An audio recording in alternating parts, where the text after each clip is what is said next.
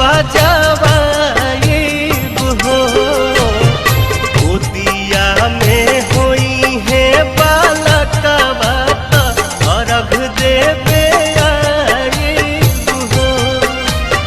गोदिया में होई है बालकवा त अर्घ देवे आइब हो।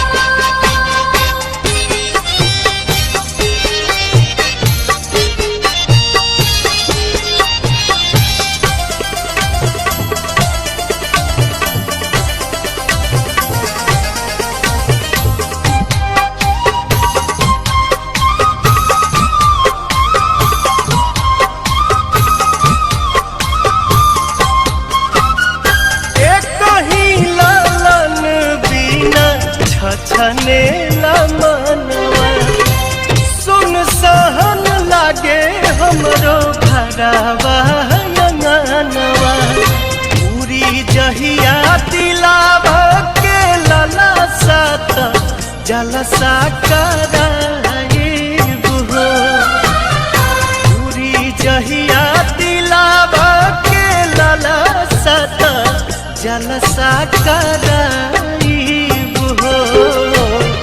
गोदिया में होई है बालकवा त खुशी भरावाइब हो। गोदिया में होई है बालकवा त अर्घ देवे आइब हो। जय छठी मैया, जय छठी मैया।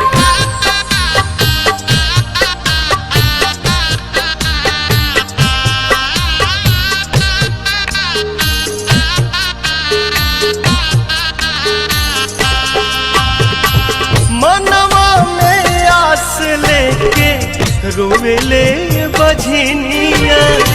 कहिया बसैबू छठी माई हमरो दुनिया। ऐसन सुनर फल पाइब त सूरज गोहराइब हो। ऐसन सुनर फल पाइब त सूरज गोहराइब हो।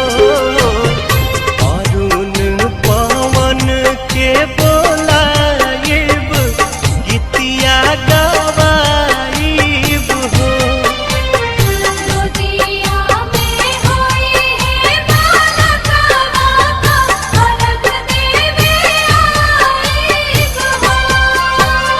छठी माई के घाटवा कोयजन बाजन बाजा बजावाइब हो। छठी माई के घाटवा कोयजन बाजन बाजा बजावा